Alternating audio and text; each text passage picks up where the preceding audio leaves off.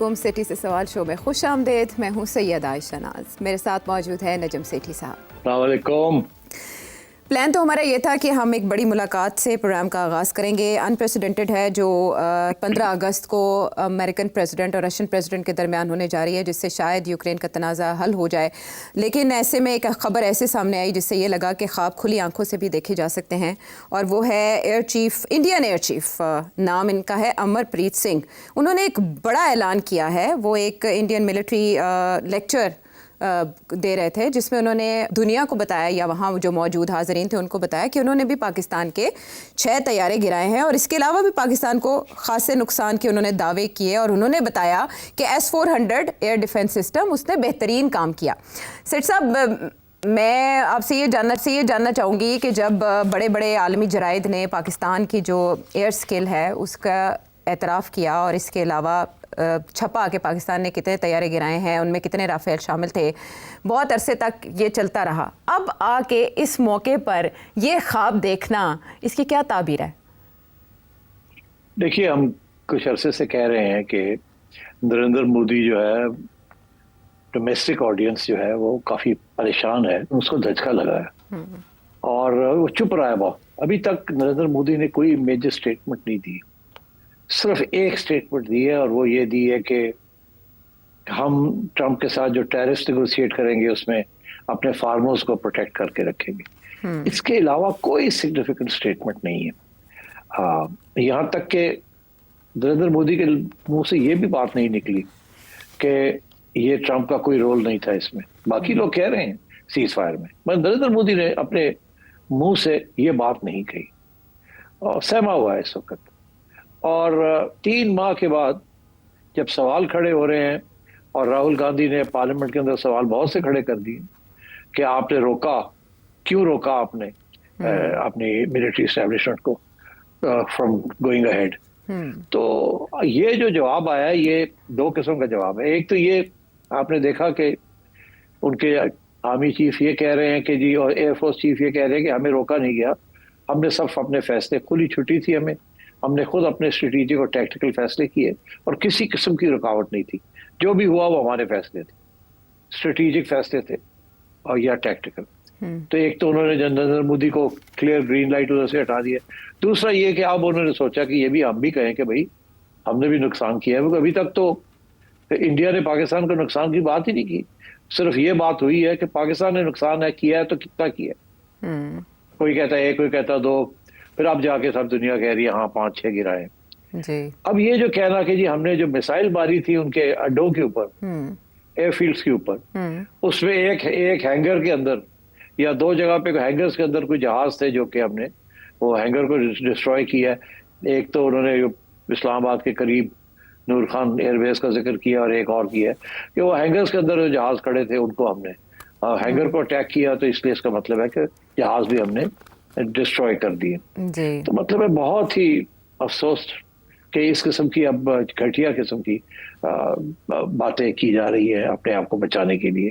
मगर दुनिया नहीं ये बात मानने के लिए तैयार।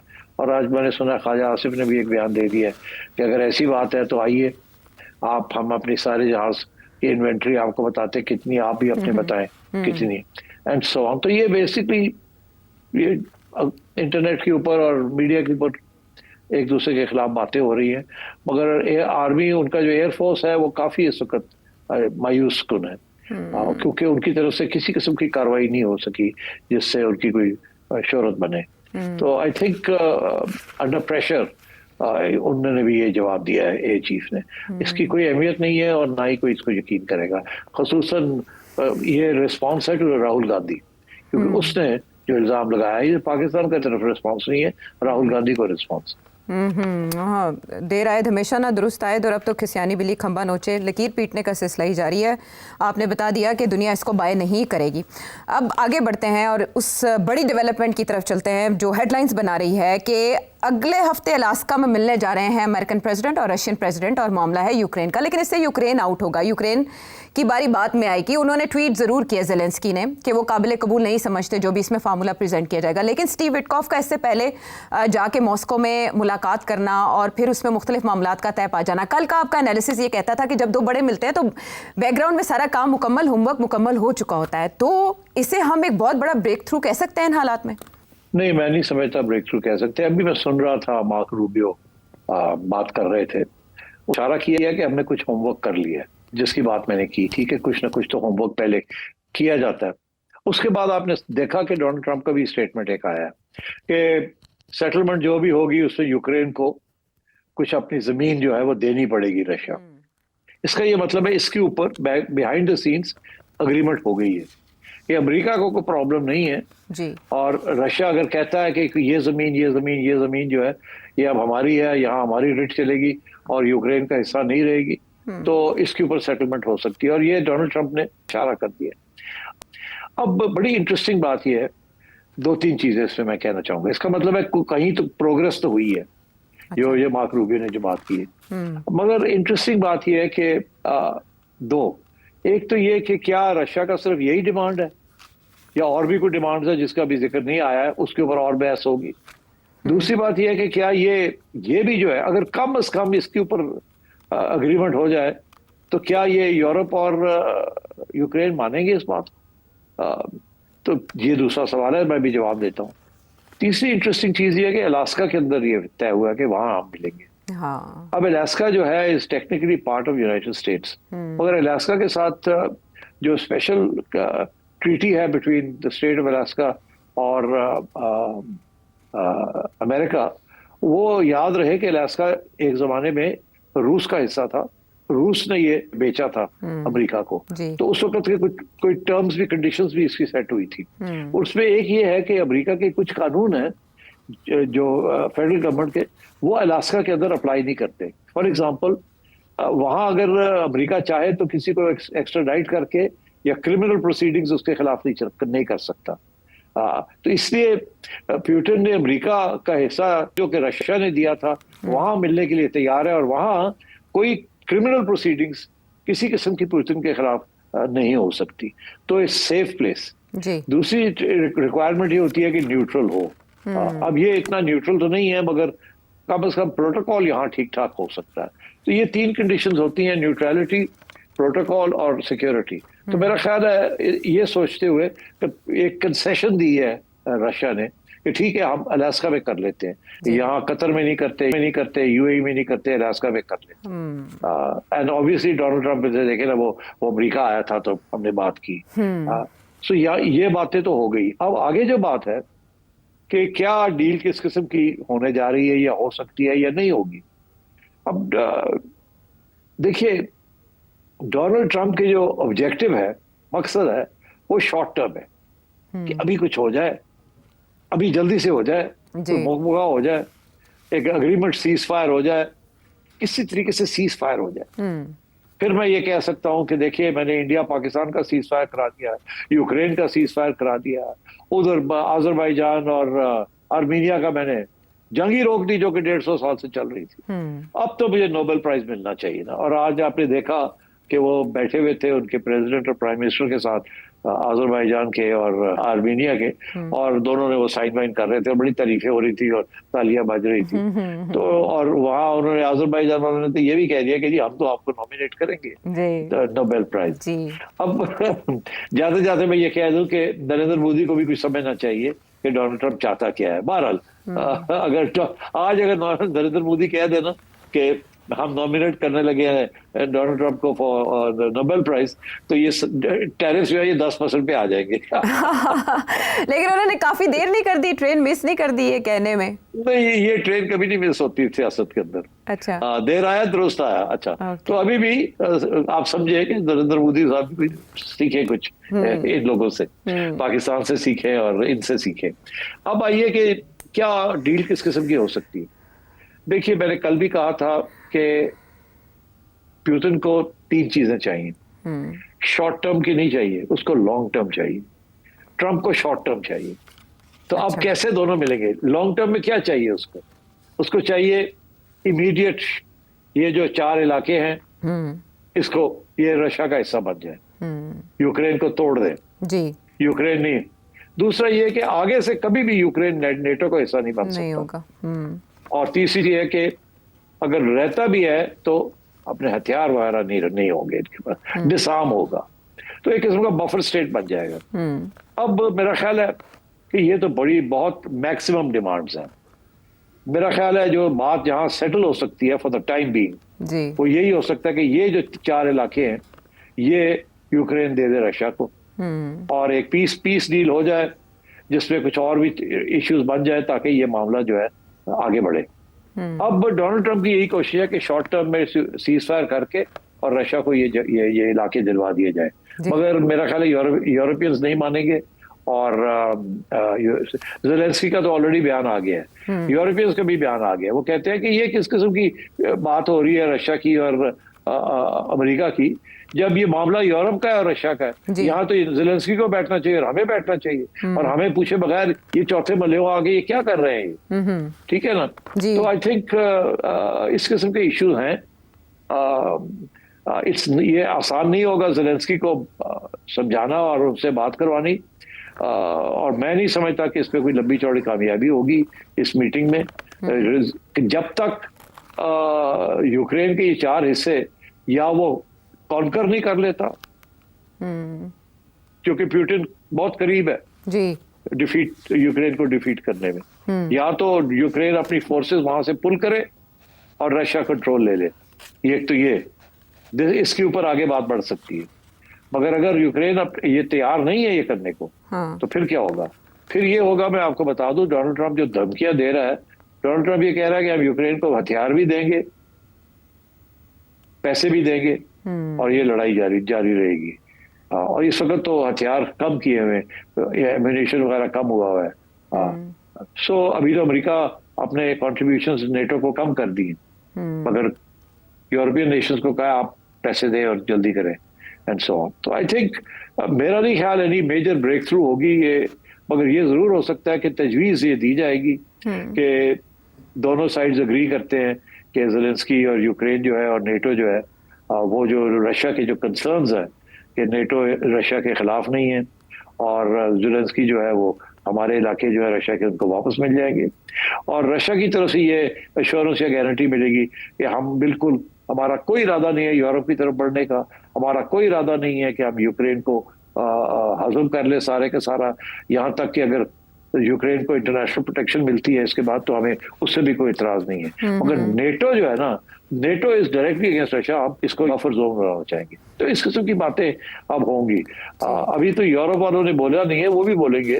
वो बहुत खौफजदा है रशिया से, और अमेरिका तो बहुत दूर बैठा है ना, तो इसलिए I think let's wait and see. But ज्यादा मैं नहीं इस पे समझता कि कोई ब्रेक थ्रू होगा, मगर ये जरूर हो सकता है कि इन दोनों की तरफ से एक तजवीज आ सकती है कि वी हैव बोथ अग्रीड कि ये जो इलाके हैं ये रूस को मिलने चाहिए, और रूस की सिक्योरिटी को प्रोटेक्ट करना चाहिए, यूरोप की सिक्योरिटी को प्रोटेक्ट करना चाहिए, और इसकी तरफ हम आगे बढ़ेंगे। अब इस किस्म की बात हो सकती है, मगर मेरा ख्याल है सीज फायर इस स्टेज पे ज़ेलेंस्की नहीं एग्री करेगा। अब उसको कैसे मनाएंगे आई डोंट नो। सर साहब, आपके एनालिसिस के मुताबिक ऐसे ही लगता है कि डोनाल्ड ट्रंप काफ़ी जल्दी में है, क्योंकि उन्होंने यूक्रेन वॉर का इक़्तिदार में आते साथ फ़ौरन 24 घंटों के अंदर ख़त्म करने का ऐलान किया था कि उस जंग को फौरी तौर पर ख़त्म कर देंगे, लेकिन काफ़ी अरसा हो गया।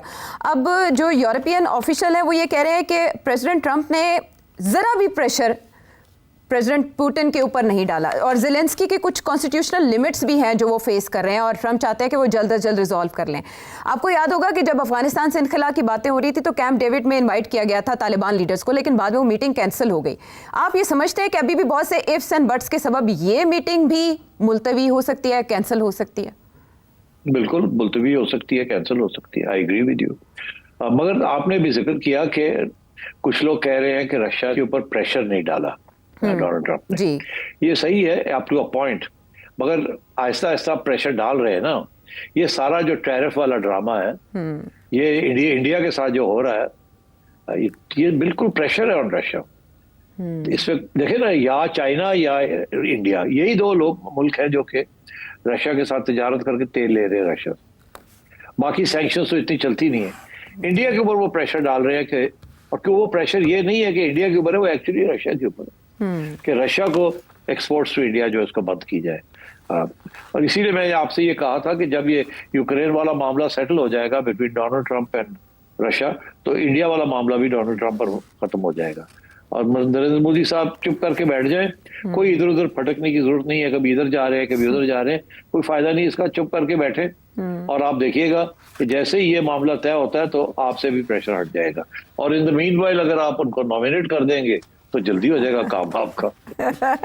मुफ्त मशवरा है सेठी साहब की जानिब से। बहरहाल बहुत से अगर मगर हैं मौजूद, लेकिन सेठी साहब के मुताबिक ये ब्रेक थ्रू नहीं होगा, डेवलपमेंट हो सकती है, पेशरफ्त हो सकती है। तो देखते हैं अगले हफ्ते तक क्या कुछ होता है। लिस्ट है तवील, लेकिन सबसे पहले हम सरगोधा से शामिल करते हैं मुआविया साहब का सवाल। मरीम नवाज शरीफ साहबा ने जो प्रोग्राम शुरू किया है, राशन कार्ड वाला अच्छा प्रोग्राम है, लेकिन अभी तक बस्ती पंजाब में शुरू नहीं हुआ। दूसरा सवाल ये है कि अगर ये माहाना की तरतीब बना लें 4000 5000 जैसे बेनजीर इनकम सपोर्ट प्रोग्राम, तो वो सही नहीं है। कार्ड बना दें या मंथली दे दें पंजाब की तर्ज पे, जैसे वो स्कूल के बच्चे जो पढ़ते हैं औरतों के, उनको पैसे देते हैं, ये भी शुरू कर लें। तो ये मशवरा दें नजर।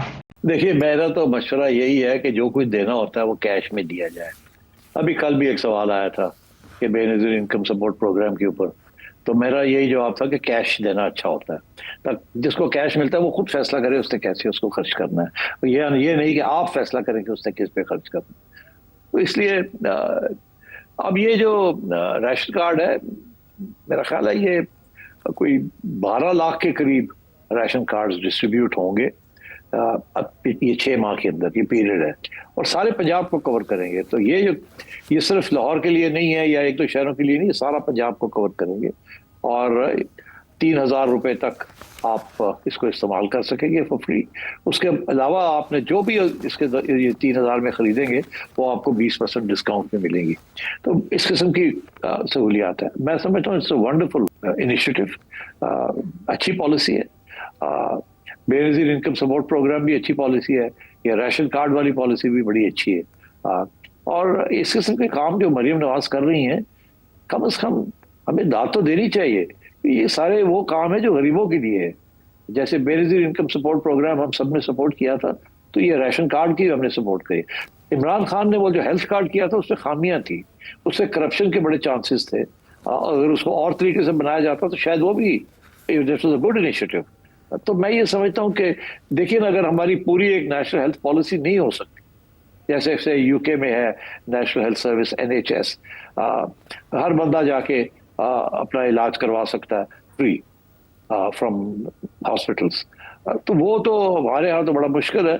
यूके में भी अब मुश्किल हो गया उसको कंटिन्यू करना, बहुत पैसे लगते हैं, बड़ी सब्सिडी देनी पड़ती है, बड़ी बजट्स बनाने पड़ते हैं। मगर ये छोटे छोटे काम भी जो है ना, ये भी बड़े ज़रूरी हैं। काश के बाकी जो है वो भी अपनी आवाम के लिए इस किस्म की सहूलियात पेश करें।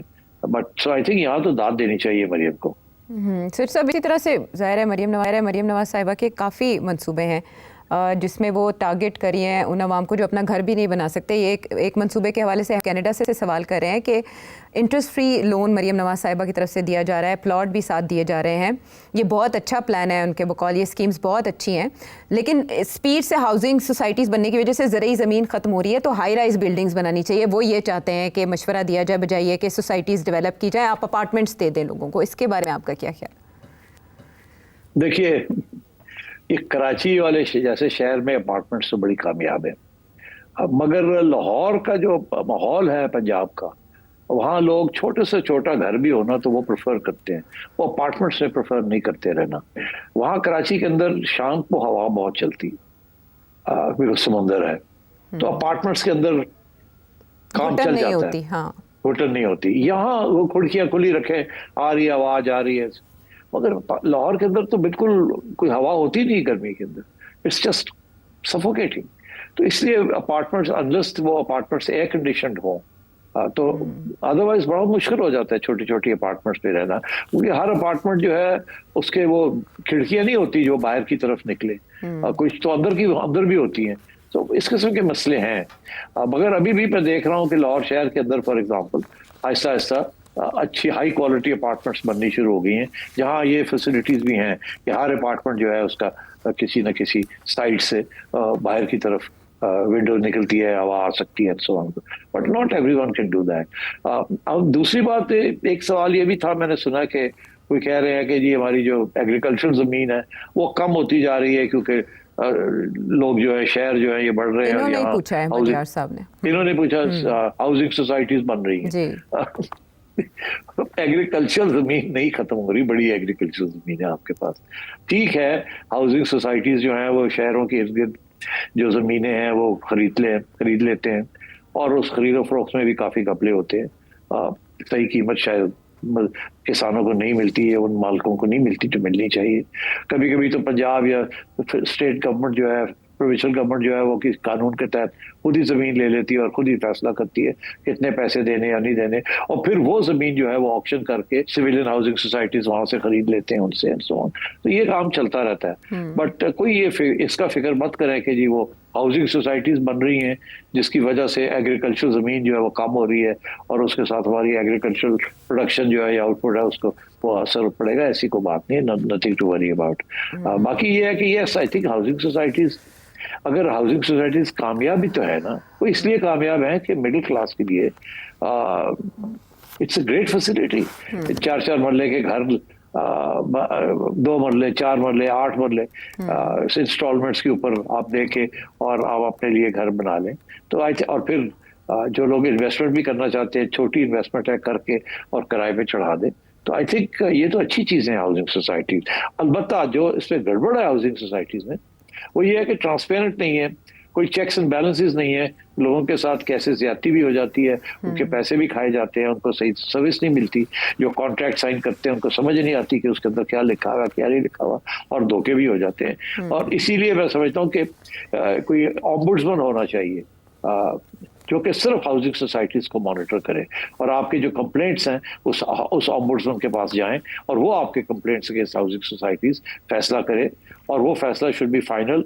ये नहीं कि फिर आप हाई कोर्ट पे जाके और सुप्रीम कोर्ट पे जाके स्टेज ले लें और लोगों के जो मसले वो ना हल हो। तो मेरा ख्याल है सोल्यूशंस हैं और उसको अप्लाई करना चाहिए, but housing societies are good provided ये जो घपले होते हैं ये इनको रोक दिया जाए।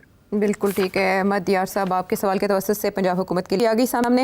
इसके अलावा पंजाब हुकूमत ग्रीन पंजाब के हवाले से भी मुख्तलिफ प्रोजेक्ट चला रही है ताकि पोल्यूशन को कम किया जा सके। तो ये ज़रूरी ज़मीनों के हवाले से भी आपने अपना जवाब ले लिया सेठी साहब से। कुछ शरारतें नाजरीन की जानिब से की गई हैं सवालों में, वो क्या है ब्रेक के बाद शामिल करेंगे।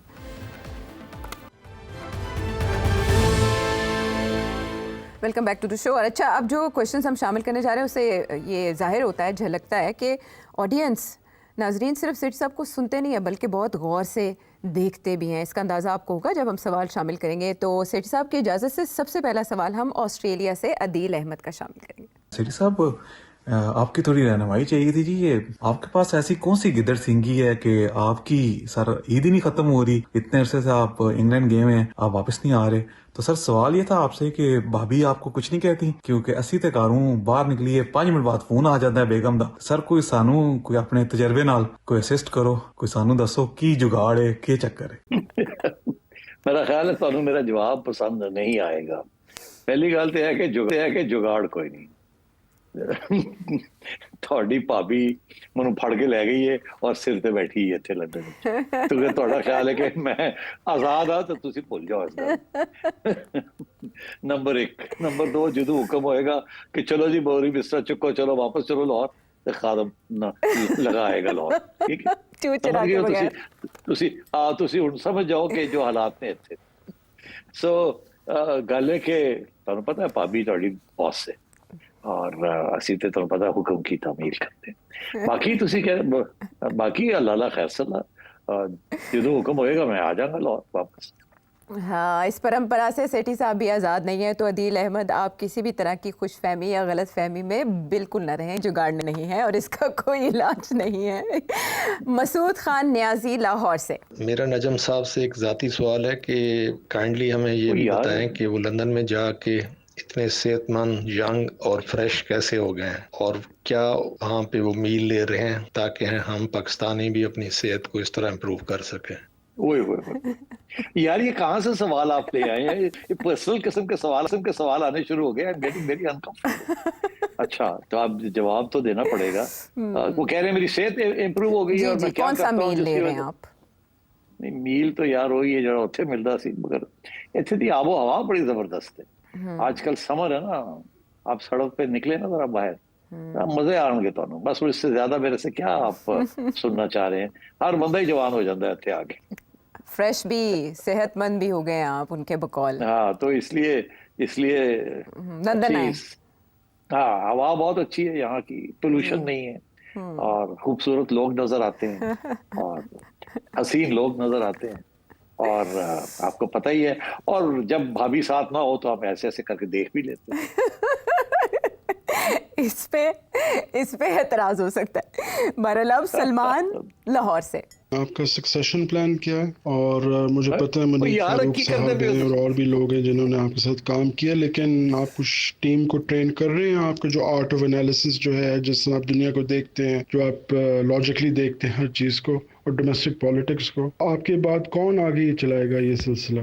ओ पाजी ਤੁਸੀਂ ਮੈਨੂੰ ਰਿਟਾਇਰ ਕਰਨ ਕਿਉਂ ਲੱਗੇ ਹੋ ਚੰਗਾ ਭਲਾ ਕਾਰੋਬਾਰ ਚੱਲਦਾ ਪਿਆ ਹੈ ਉਹ ਕਹਿੰਦੇ ਨਾ ਧੰਦਾ ਚੱਲ ਰਿਹਾ ਤੇ ਤੁਸੀਂ ਕਿਉਂ ਮੈਨੂੰ ਰਿਟਾਇਰ ਕਰ ਰਹੇ ਹੋ ਕਿਉਂ ਮੈਂ ਸਕਸੈਸ਼ਨ ਦੀ ਚੀਜ਼ਾਂ ਸੋਚਾਂ ਸਕਸੈਸ਼ਨ ਮੈਂ ਕੌਣ ਕੋਈ ਮੇਰੀ ਕੋਈ मतलब है कि एक पूरी लाइन है कि जी मेरा पुत्र बनेगा मेरे बाद तो फिर ਉਹਦਾ पुत्र बनेगा ਉਹਦੇ बाद ये कोई ऐसी पॉलिटिशियन तो नहीं है तो इसलिए जब तक अल्लाह ताला ने हिम्मत दी है हम लगे रहेंगे और जब अल्लाह ताला याद कर लेगा तो हम लगे जाएंगे और उसके बाद फिर तुसी अपना सोचना की होना की नहीं होना तो और जैनशीन तो बड़े हैं सारा मीडिया जो है इतने टैलेंटेड लोग हैं यहाँ मौका उनको मिले they are very good and I think Pakistani media very good ये हमारे बहुत सारे एंकर्स जो हैं ये इस वक्त बैठ के लोगों की इंटरव्यू करते हैं जब इनकी आप इंटरव्यू करेंगे तो आप देखिएगा कितने ज़हीन है और कितने नॉलेजेबल हैं ये सारे वो तो मेरी खुशकिस्मती है कि पहले दिन से मैंने इस किस्म का प्रोग्राम किया और वो कबूल हो गया मगर majority of our anchors solid very good analysts अब आपने देखा जब उनको बुलाया जाता है ये जो बाकी प्रोग्राम होते हैं जिसमें 3-3, 4-4 लोग बैठे हुए होते हैं और उस सवाल सबसे किए जाते हैं their analysis always top class तो मेरा ख्याल है आप थोड़ी सी तवज्जो दिया करें इनकी तरफ हमारे जो एंकर्स हैं दे आर सॉलिड एनालिस्ट्स और सारे ही लेगेसी को कैरी करेंगे सिटी साहब के बकौल नॉमिनेट नहीं करे आप किसी को सक्सेशन के लिए क्योंकि ये कोई ऐसा फील्ड ऐसी फील्ड मेरा कोई इरादा नहीं है अभी जाने को कहीं शो में साथ देने का शुक्रिया और अब अगला सवाल अगर किसी तरह खुदा न ख्वास्ता आपका ये प्रोग्राम चेंज हो जाए इसका फॉर्मेट सिटी साहब को कोई और असाइनमेंट गवर्नमेंट की तरफ से अगर मिल जाए और आपका प्रोग्राम नो मोर आने रहे तो हमारा क्या बनेगा यानी आप यकीन करें कि आप लोगों का जो प्रोग्राम है वो इतना इंफॉर्मेटिव है कि इस किस्म की प्रिपरेशन और इस किस्म की तैयारी के साथ कोई भी और जो नॉलेज है सिटी साहब का और आयशा आपका भी यकीन करें कि फिर बड़ी कमी महसूस होगी आपके ऑडियंस को तरक्की करे और दूसरी बात यह है कि पाकिस्तान में बल्कि आजकल तो कहीं भी क्वालिटी की पहचान नहीं है और न कोई क्वालिटी की कदर करती है बस पता नहीं क्या सिचुएशन बन जाती है लेकिन बस प्रोग्राम आप देखेंगे उसका कंटेंट कुछ भी नहीं होता लेकिन उसके व्यूज मिलियंस में चले जाते हैं तो मैं हैरान हो जाता हूँ कि क्या हो रहा है एनी हाउ खुदा करे कि आप लोगों का प्रोग्राम इसी तरह पलता फूलता रहे और सिटी साहब की जो एनालिसिस है वो हम सुनते रहें और आयशा साहब आपके बगैर भी ये प्रोग्राम बिल्कुल अधूरा रहेगा और उसका मजा इस तरह नहीं रहेगा अभी आपकी काफी कंट्रीब्यूशन है लो भी आयशा सलाम दो तारीफें हो रही हैं बहुत शुक्रिया नवाजिश बड़ी नवाजिश बड़ी मेहरबानी आपकी मैं अब क्या कहूँ आपको देखिए बड़ी तैयारी करनी पड़ती है इसमें कोई शक नहीं है मेरा ख्याल है बहुत से लोग आप सही कहते हैं कि हमारे कुछ लोग तैयारी नहीं करते और मैं उस दिन देख रहा था कि मेरा आईफोन है ना तो बताता है कि कितने घंटे आप आईफोन को देखते हैं तो मुझे बता रहा था कि एक दिन में कोई 8-1 घंटे मैं स्क्रीन के ऊपर देख रहा होता हूँ और कोई मेरा ख्याल है कोई ऐसी सोर्स नहीं है जहाँ से मुझे इन्फॉर्मेशन नहीं आ रही होती और सारा दिन मैं यही पढ़ता रहता हूँ और फिर आयशा और ये सारी टीम जो है ये मुझे हर रोज मेरे ख्याल 100 के करीब इन्फॉर्मेशन फीड करते हैं कि ये वहाँ ये हो गया ये आर्टिकल आया ये है ये तो सारा दिन ये सारी चीजें हम देखते रहते हैं जो मॉनिटर करते रहते हैं तो आप समझे ये 4-5 लोग की जो हमारी टीम है it's like a global monitoring group we monitor everything और उसमें से वो फिर मेरा फैसला होता है कि मैंने क्या किस तरीके से उसको अपने जहन के अंदर लेके जाना है और उसको कैसे जो डॉट्स हैं उनको कैसे ज्वाइन करना है, क्योंकि इंफॉर्मेशन इतनी आ रही है कि आप फ्लड हो जाते हैं। मगर ये तालीम थोड़ी सी है तो जिसकी वजह से बंदा सिफ्ट आउट कर लेता है कि ये फजूल है, ये फजूल बात है, ये फजूल बात है, हाँ इसमें जान है, इसमें एक नया पॉइंट है, अच्छा ये तो सोचा नहीं था, एंड सो ऑन। और आयशा बहुत मेहनत करती है, when she I have seen this, बहुत मेहनत करती है, मैं भी बड़ी मेहनत करता हूँ, हमारी बाकी टीम जो है वो भी लगे रहते हैं सारा दिन अपने लैपटॉप के ऊपर, अपने मेन फ्रेम्स के ऊपर, फाइंडिंग आउट दुनिया की क्या क्या हो रहा है और क्या नहीं हो रहा। So yes, it's a very hard working. अब आइए कि गवर्नमेंट का, देखिए मैं आपने पूछ दिया तो मैं इसका जवाब देता हूँ, अदरवाइज मैंने आज तक जिक्र नहीं किया। 1994 में बेनजीर भुट्टो साहिबा, अल्लाह उनको ब्लेस करे, उन्होंने मुझे ऑफर किया था कि आप अगर लंदन जाना चाहें एज एम्बेसडर तो आप जा सकते हैं, मैं चाहूंगी आप चले जाएं। अच्छा। और मैं आपको पहली दफा बता रहा हूँ, तो मैंने उस वक्त उनसे ये कहा था कि नहीं, मैं अपनी जर्नलिज्म में बड़ा खुश हूँ, मुझे शौक नहीं है जाने का। इसी तरीके के साथ आसिफ जरदारी साहब ने भी जुगनू मेरी अहलिया को एक वक्त ऑफर किया था कि आप आ जाएं और आके और टेक केयर ऑफ एजुकेशन और वुमेन्स डेवलपमेंट, जब वो प्रेसिडेंट थे। तो उन्होंने भी कहा था नहीं, we are very happy, thank you very much. 2004 में मोहतरमा बेनज़ीर ने मुझे और जुगनू दोनों को, हम लंदन में थे, वो आई हुई थी यहाँ, एग्जाइल में थी, तो हमें याद किया, हम मिलने गए उनको, तो उन्होंने भी सेनेट सीट्स ऑफर की और हम दोनों ने ये कहा कि थैंक यू, मगर हम we are very happy way we are. अब एक आध और भी मियाँ साहब बड़े हमारे साथ अच्छे रहे हैं। और सवाए ये पीसीबी वाली चीज, मैंने कोई परमानेंट किस्म का ओहदा नहीं लिया। फारूक लगारी साहब जब प्रेसिडेंट थे और एक केयर टेकर गवर्नमेंट आई थी, तो और मलिक महराज खालिद जो मेरे बड़े करीबी दोस्त थे और मैं उनकी बड़ी इज्जत करता था, और प्रेसिडेंट लगारी की भी, तो उन्होंने फिर दावत दी कि आप आए और 3 महीने वाली जो गवर्नमेंट है उसमें एज ए न्यूट्रल रहे। और फिर जब ये 2013 आया तो उस वक्त आसिफ जरदारी साहब ने as a neutral caretaker chief minister nominate किया और नवाज शरीफ साहब ने हामी भरी और दोनों सियासी जमातों ने अग्री किया कि हाँ इनको केयर टेकर बनाना है। तो इसीलिए क्योंकि एक न्यूट्रल जर्नलिस्ट की हैसियत से मैंने कोशिश की है हमेशा अपना काम करूं, तो इसीलिए वो न्यूट्रल उनको चीफ मिनिस्टर मिल गया था। और तो 1 साल लगा जब तक के जब इमरान खान साहब का फैसला नहीं हुआ उस वक्त की इस्टेब्लिशमेंट ने कि इनको कुछ बनाना है, उस वक्त तक कोई इल्ज़ाम नहीं लगा था। सब ने कहा कि बहुत free and fair elections Punjab में हुए। बाद में फिर वो 35-75 का इल्ज़ाम लगा के, क्योंकि उसके बगैर वो नवाज शरीफ साहब के खिलाफ बहास नहीं बना सकते थे, तो फिर उससे मुझे भी रगड़ा दे दिया इमरान खान ने, जो बड़ी अफसोस की बात है। बड़ी मेरे साथ ज्यादती की उन्होंने। बड़ा मुश्किल वक्त था मेरे लिए, क्योंकि एक तरफ खान साहब कह रहे थे, एक तरफ मैं था, तो लोगों ने कहा कि नहीं खान साहब हैं, खान साहब की बात पीटीआई वालों ने मानी और मेरे साथ काफी ज्यादती हुई उस वक्त। बहरहाल अल्लाह ताला ने वो भी दिन खत्म किए और फिर एक दिन आया कि इमरान खान साहब ने कहा कि मैंने तो सियासी बयान दिया था, उसमें कोई हकीकत नहीं थी। तो बहरहाल तो इस किस्म की चीजें चलती रही हैं, मगर मेरा ख्याल है कि वो वक्त अब चला गया है। मेरा कोई बिल्कुल किसी किस्म का इरादा नहीं है कि मैं किसी गवर्नमेंट पोजीशन को इस वक्त एक्सेप्ट करूं। मेरी ख्वाहिश थी जो कि नहीं पूरी हुई कि कम से कम मैं पीसीबी को एक ऐसे रास्ते पे ले आता जहां से उसको वापस ना होता, मगर इमरान खान साहब ने वो भी नहीं होने दिया, तो मैंने रिजाइन करके छोड़ दिया। और उसके बाद जो हुआ पीसीबी में और जो क्रिकेट के साथ हुआ वो आपके सामने है। 5 साल हो गए। हमारे ज़माने में हमने वर्ल्ड कप चैंपियनशिप भी जीती, चैंपियंस ट्रॉफी भी जीती, और तीनों फॉर्मेट्स के अंदर हमारी टीम नंबर 1 भी हुई, सब कुछ हुआ। पाकिस्तान क्रिकेट भी वापस आ गई, पीएसएल भी लॉन्च हो गया। वो दिन है और आज का दिन है कि जो हालात है आपके सामने है पीसीबी के।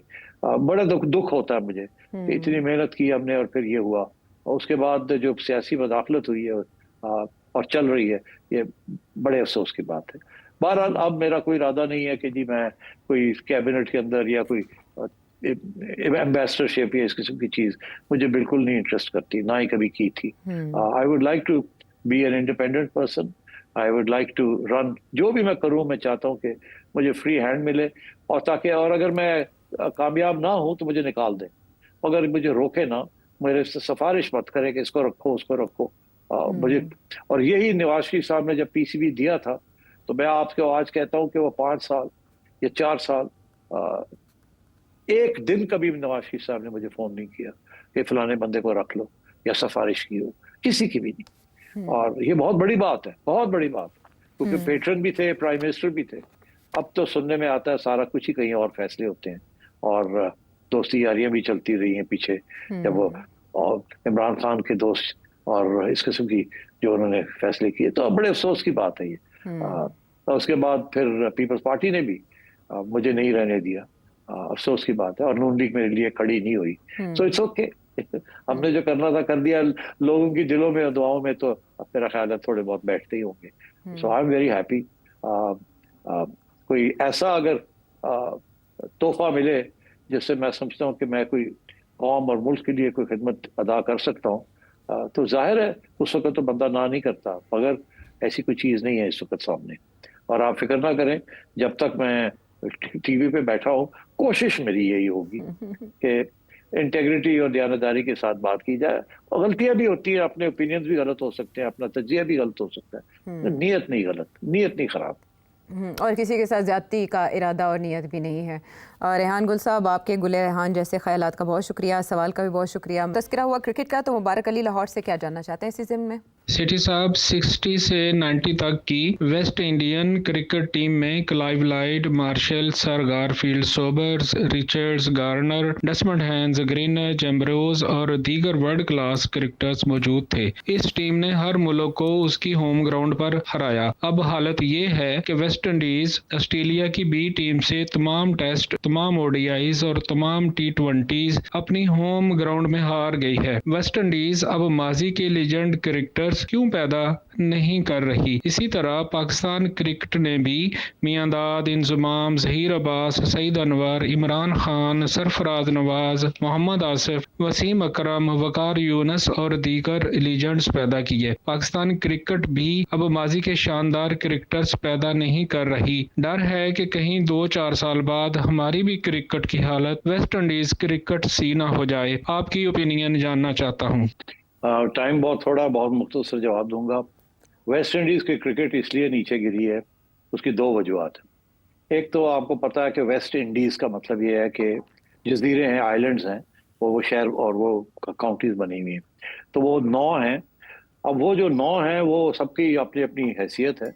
दिन ब दिन वहाँ पॉलिटिकल प्रॉब्लम्स, आपस में लड़ाई झगड़े बहुत हो गए हैं पॉलिटिकल, जिसकी वजह से वो जो टीम की यूनिटी है और सिलेक्शन जो होती है वो प्रॉब्लमेटिक बन गई है। ये सियासी इंटरफेरेंस और सियासी ऑब्जेक्टिव्स जो हैं वो ज़्यादा बढ़ने शुरू हो गए। एक तो ये है।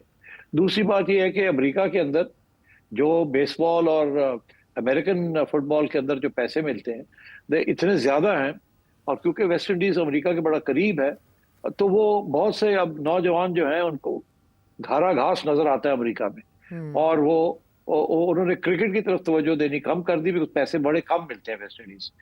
वेस्ट इंडीज क्रिकेट बोर्ड बहुत बड़ा गरीब बोर्ड है, वहाँ इतने पैसे वैसे नहीं मिलते उनको, तो इसलिए उन्होंने वो माइग्रेट करना शुरू कर दिया टू अमेरिका, टू फ्लोरिडा, और फिर वहाँ से और ट्रेनिंग भी उन्होंने अपनी जो है फिजिक की वजह से उन्होंने बेसबॉल और फुटबॉल की तरफ तवज्जो देनी शुरू कर दी।